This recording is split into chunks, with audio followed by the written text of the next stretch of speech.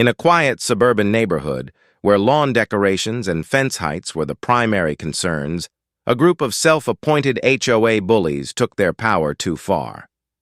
They targeted a young girl named Lily, who dared to paint her house a vibrant color, breaking one of their strict rules.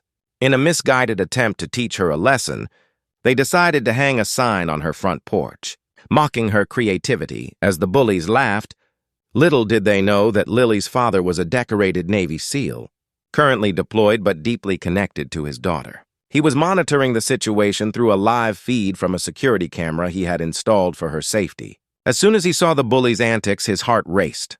"Not on my watch," he muttered, activating his emergency protocol. In just 47 seconds, a series of well-coordinated maneuvers began. The bullies were oblivious to the unfolding events. Suddenly, the sky darkened, and the unmistakable sound of a helicopter roared overhead. Superman arrived, swooping down with a burst of speed. He landed gracefully in front of the bullies, his cape billowing behind him. "What do you think you're doing?" he demanded, his voice steady and commanding. The bullies froze, stunned into silence. They had expected to intimidate, not to be confronted by a superhero. Superman's presence was enough to send a clear message: bullying would not be tolerated. Just as the tension peaked, a second sound echoed through the air, the roar of a motorcycle. Lily's father, having received the alert on his phone, had made it back just in time. He arrived just as Superman was addressing the bullies. "Back off!" he yelled, his military demeanor unmistakable. The bullies exchanged nervous glances, realizing they were now outmatched. Facing a superhero and a trained SEAL, they began to retreat. As Superman turned to Lily, he smiled warmly. "You have the right to express yourself. Never let anyone take that away from you." Lily beamed with gratitude, feeling empowered by the unexpected support. Her father knelt beside her, wrapping her in a protective embrace. "I'm proud of you for being brave, sweetheart," he said. The bullies, humiliated and intimidated, slinked away, knowing they had crossed a line they could never uncross. The neighborhood witnessed a powerful moment, a reminder that sometimes heroes come in all forms, whether in a cape or combat boots. From that day on, Lily felt a renewed sense of confidence. With the support of her father and the unexpected allyship of Superman, she continued to express her creativity, transforming her home into a vibrant reflection of her personality. The neighborhood learned a valuable lesson about standing up against bullying, and Lily became a symbol of resilience and courage, proving that with the right support, anyone can overcome adversity. Part 2. The Aftermath. After the dramatic confrontation, the neighborhood buzzed with excitement and newfound unity. Lily, now a local hero in her own right, inspired others to stand up against the oppressive tactics of the HOA bullies. Word spread quickly about how Superman had swooped in just in time to save her, and stories of the incident became the talk of the town. A community united. With the bullies no longer feeling invincible, the residents began to rally together. They organized a community meeting to discuss how they could prevent such bullying in the future. Lily's father, a charismatic leader, offered to help facilitate the discussion. At the meeting, Lily shared her experience, explaining how the bullying had made her feel. "I just wanted to express myself," she said, her voice steady despite the emotion behind her words. "I didn't think it would lead to this."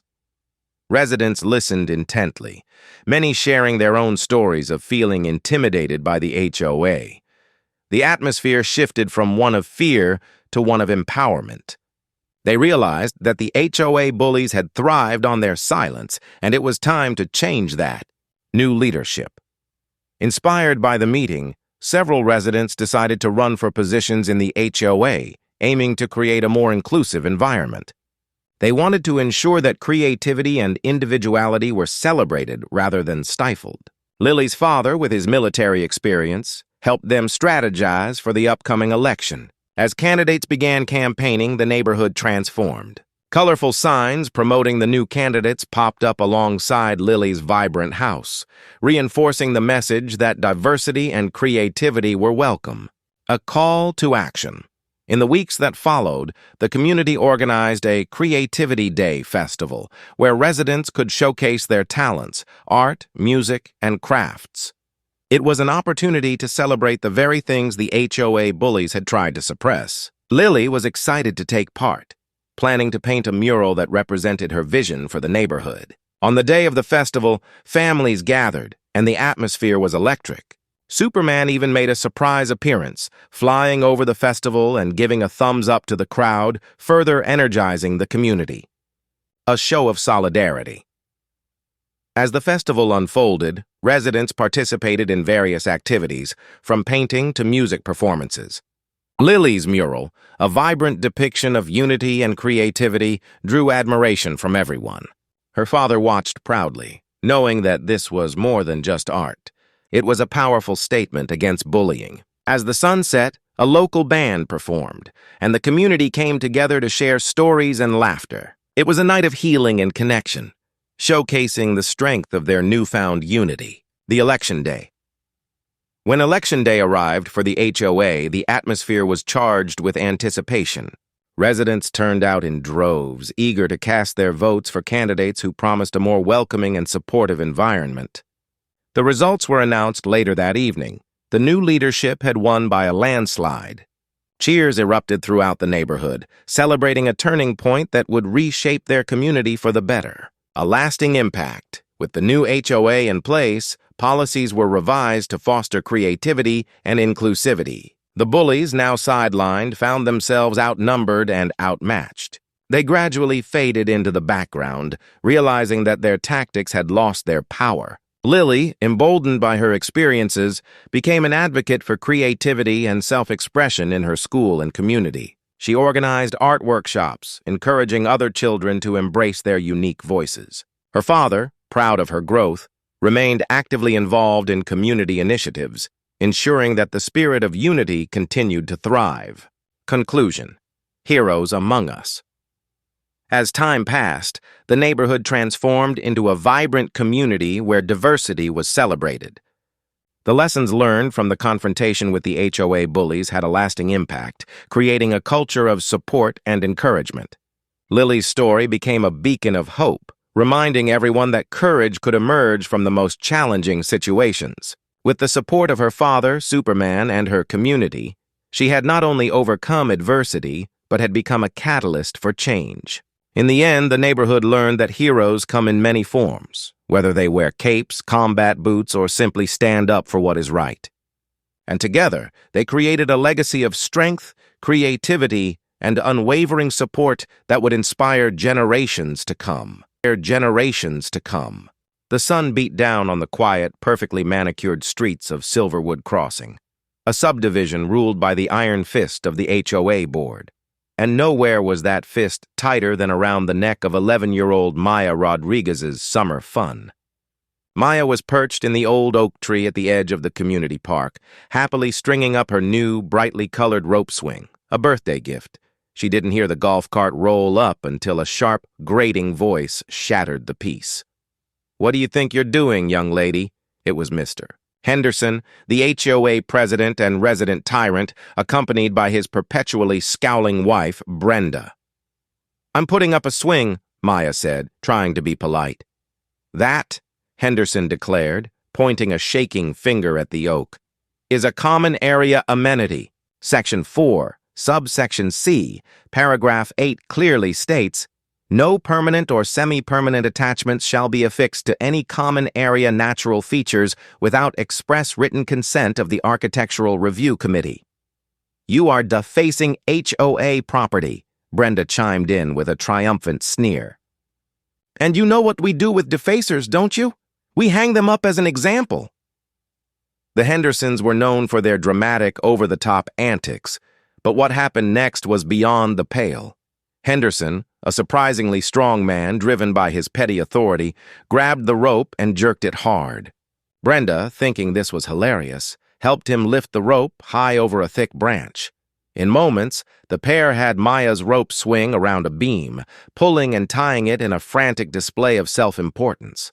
They thought they were simply dismantling. A violation, but their movements were clumsy and aggressive. "There, let that be a lesson. Superman isn't going to fly in and save you, young lady," Henderson bellowed, dusting off his hands.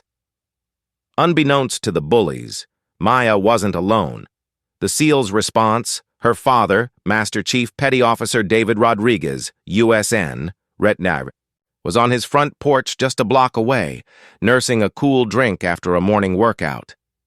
He was an imposing man with a quiet intensity that had served him well during 20 years as a Navy SEAL. His watch timer was set to 47 seconds. That was his personal goal for a quick retrieval drill he was performing, getting from the couch to the front gate fully geared. At the exact moment Henderson shouted his cruel joke, the quiet sound of a small, frightened sob carried on the wind. David recognized the sound instantly. It was Maya. He looked up and saw the scene through the trees. Two large adults standing by the oak with something bright and clearly tied up hanging from a branch. His blood ran cold. Time elapsed. 0 seconds. David didn't wait.